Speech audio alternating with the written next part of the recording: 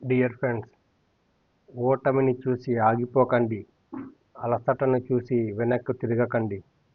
మీ లక్ష్యం ఉపాధ్యాయుడు కావడం అయితే మీ ప్రతి అడుగు ఆ దిశలోనే ఉండాలి. నమ్మండి, ఒకరోజు మీ పేరు ఎంపిక జాబితాలో కనిపిస్తుంది. మీ చేతిలో నియామక పత్రం ఉంటుంది. ఎప్పుడు ఈరోజు చేసిన త్యాగాలు, నిద్రలేని రాత్రులు, కష్టపడి చదివిన గంటలు అన్నీ విలువైనవిగా అనిపిస్తాయి. కాబట్టి హార్డ్ వర్క్ చేసేది వదలకండి.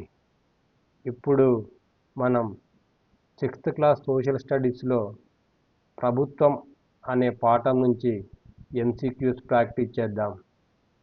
ప్రజల సంక్షేమం కోసం నియమాలు రూపొందించి అమలు చేసే వ్యవస్థ ఏమంటారు? రైట్ ఆన్సర్ ప్రభుత్వం. ప్రజల అవసరాలను తీర్చేందుకు చట్టాలు రూపొందించి అమలు చేసే సంస్థే ప్రభుత్వం. భారత ప్రభుత్వంలో చట్టాలను రూపొందించే శాఖ ఏది? రైట్ ఆన్సర్ శాసన నిర్మాణ శాఖ.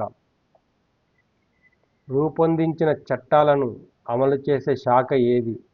రైట్ ఆన్సర్ కార్యనిర్వాహక శాఖ. చట్టాలను వ్యాఖ్యానించి న్యాయం చేసే శాఖ ఏది? రైట్ ఆన్సర్ న్యాయశాఖ. భారత పార్లమెంటులో భాగం కానిది ఏది? Right answer D supreme court. భారతదేశంలో ప్రజాస్వామ్యానికి పుట్టినిల్లు ఏ దేశం? Right answer Greece. భారత రాజ్యాంగంలోని ఏ అధికరణం సార్వత్రిక వయోజన ఓటు హక్కును కల్పించింది? Right answer 326. ఆర్టికల్ 326 ప్రకారం 18 సంవత్సరాలు నిండిన ప్రతి భారత పౌరునికి ఓటు హక్కు కల్పించింది. ప్రజలు స్వయంగా పాలనా నిర్ణయాలలో పాల్గొనే ప్రజాస్వామ్య విధానాన్ని ఏమంటారు? రైట్ ఆన్సర్ ప్రత్యక్ష ప్రజాస్వామ్యం. ప్రజలు తమ ప్రతినిధులను ఎన్నుకొని పాలన సాగించే విధానాన్ని ఏమంటారు? రైట్ ఆన్సర్ పరోక్ష ప్రజాస్వామ్యం. భారత సుప్రీంకోర్టు ఎక్కడ ఉంది? Right answer New Delhi. భారత రాష్ట్రపతి అధికార నివాసం ఏది? Right answer Rashtrapati Bhavan. ఇది న్యూఢిల్లీలో ఉంది. భారతదేశంలో శాసన నిర్మాణ శాఖను కేంద్ర స్థాయిలో ఏమంటారు? Right answer parliament. పార్లమెంటు దేశ చట్టాలను రూపొందిస్తుంది. లోక్సభను మరో పేరుతో ఏమంటారు? రైట్ ఆన్సర్ ప్రజాప్రతినిధుల సభ. రాజ్యసభను మరో పేరుతో ఏమంటారు? రైట్ ఆన్సర్ రాష్ట్రాల మండలి. భారతదేశంలో చట్టబద్ధమైన ఓటు హక్కు పొందడానికి కనీస వయస్సు ఎంత? రైట్ ఆన్సర్ 18 సంవత్సరాలు. క్వశ్చన్ ఈ విధంగా కూడా అడగవచ్చు. ఓటు హక్కు పొందటానికి ఓటు హక్కును కనీస వయస్సు 21 నుండి 18 సంవత్సరాలకు తగ్గించిన రాజ్యాంగ సవరణ చట్టం ఏది అని. అప్పుడు రైట్ ఆన్సర్ 61వ రాజ్యాంగ సవరణ అని ఇవ్వాల్సి ఉంటుంది. ఎన్నికల నిర్వహణ బాధ్యత ఎవరిది? రైట్ ఆన్సర్ భారత ఎన్నికల సంఘం. రాచరిక వ్యవస్థలో పాలకుడు ఎలా అధికారంలోకి వస్తాడు? రైట్ ఆన్సర్ వారసత్వం ద్వారా. ప్రజాస్వామ్యంలో అత్యున్నత అధికారం ఎవరిది? రైట్ ఆన్సర్ ప్రజలు. క్రింది వాటిలో ప్రత్యక్ష ప్రజాస్వామ్యానికి ఉదాహరణ ఏది? Right answer Switzerland. భారతదేశంలో ఏ విధమైన ప్రజాస్వామ్యం అమలులో ఉంది? రైట్ ఆన్సర్ పరోక్ష ప్రజాస్వామ్యం. ప్రజలు తమ ప్రతినిధులను ఎన్నుకోవడాన్ని ఏమంటారు? రైట్ ఆన్సర్ ఎన్నిక. సుప్రీంకోర్టు భారతదేశంలో ఏ శాఖకు చెందినది? రైట్ ఆన్సర్ న్యాయశాఖ. ప్రభుత్వం ప్రజలకు అందించే ముఖ్య సేవ ఏది కాదు? రైట్ ఆన్సర్ వ్యక్తిగత వ్యాపారం.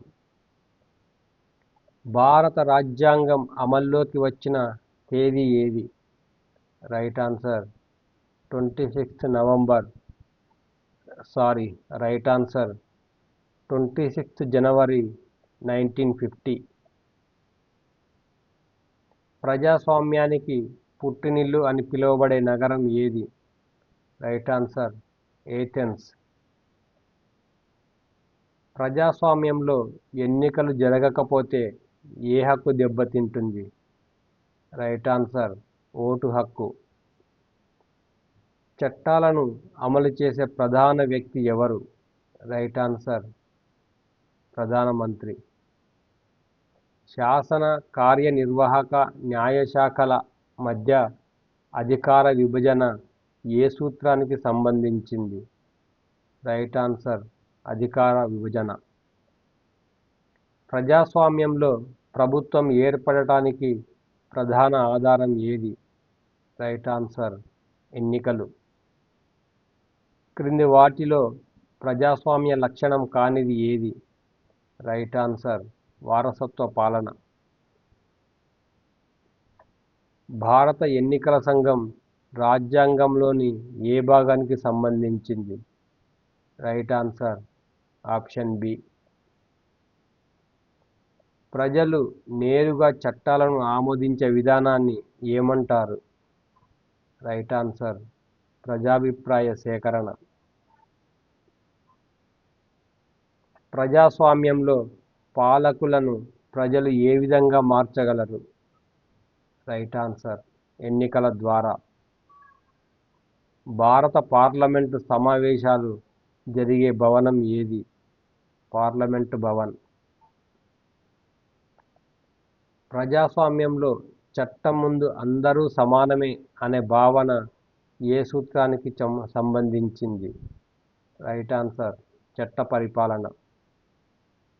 భారతదేశంలో ప్రజల ఓటు హక్కును నిర్ధారించే అధికరణ ఏది? Right answer 326. ప్రజాస్వామ్య దేశంలో పాలకులు ప్రజలకు ఎలా బాధ్యత వహిస్తారు? రైట్ ఆన్సర్ ఎన్నికల ద్వారా. ప్రభుత్వం ప్రజలకు రక్షణ కల్పించడం ఏ విధమైన సేవ? రైట్ ఆన్సర్ భద్రతా సేవ. ఎన్నికల సమయంలో ఓటర్ల జాబితాను సిద్ధం చేసే సంస్థ ఏది? రైట్ ఆన్సర్ ఎన్నికల సంఘం. ప్రభుత్వం లేకుండా సమాజంలో ప్రధానంగా ఏ సమస్య ఏర్పడుతుంది? రైట్ ఆన్సర్ క్రమశిక్షణ లోపం. భారతదేశం ఏ విధమైన దేశం? రైట్ ఆన్సర్ ప్రజాస్వామ్య గణతంత్ర దేశం. ఎన్నికల ద్వారా ఏర్పడే ప్రభుత్వం ఏది? రైట్ ఆన్సర్ ప్రజాస్వామ్య ప్రభుత్వం. చట్టాలను ఉల్లంఘించిన వారికి శిక్ష విధించే శాఖ ఏది? న్యాయశాఖ. ప్రభుత్వం నిర్వహించే ముఖ్యమైన కార్యక్రమం ఏది? రైట్ ఆన్సర్ పాఠశాలల నిర్వహణ. భారతదేశంలో ప్రజాస్వామ్యాన్ని బలోపేతం చేసే ముఖ్య సాధనం ఏది? రైట్ ఆన్సర్ ఎన్నికలు. శాసన నిర్మాణ శాఖ ప్రధాన విధి ఏమిటి? రైట్ ఆన్సర్ చట్టాలు రూపొందించడం. కార్యనిర్వాహక శాఖ ప్రధాన విధి ఏది? రైట్ ఆన్సర్ చట్టాలను అమలు చేయడం. ప్రజాస్వామ్యంలో ప్రజలు పాలనలో పాల్గొనడానికి ముఖ్యమైన సాధనం ఏది? రైట్ ఆన్సర్ ఎన్నికలు. భారతదేశంలో ప్రజాస్వామ్యానికి మూలాధారం ఏమిటి? రైట్ ఆన్సర్ ప్రజల సార్వభౌమాధికారం. అత్యంత గందరగోళం కలిగించే సరైన జత ఏది? రైట్ ఆన్సర్ డి పైవన్నీ. డియర్ ఫ్రెండ్స్, ఈ వీడియో మీకు ఉపయోగకరంగా అనిపిస్తే లైక్ చేసి సబ్స్క్రైబ్ చేసుకోండి. చాలామంది చూస్తున్నారు కానీ ఎవరు సబ్స్క్రైబ్ చేసుకోవడం లేదు. సబ్స్క్రైబ్ చేసుకోవడం ద్వారా మీకు ఏమీ నష్టం కలగదు కదా. సబ్స్క్రైబ్ చేసి లైక్ చేయండి. ఛానల్ గ్రోత్కు మీరు సహాయపడిన వారు అవుతారు. Thank you. మళ్ళీ మరో ఆసక్తికరమైన ఎంసీక్యూస్ వీడియోలో మళ్ళీ కలుద్దాం.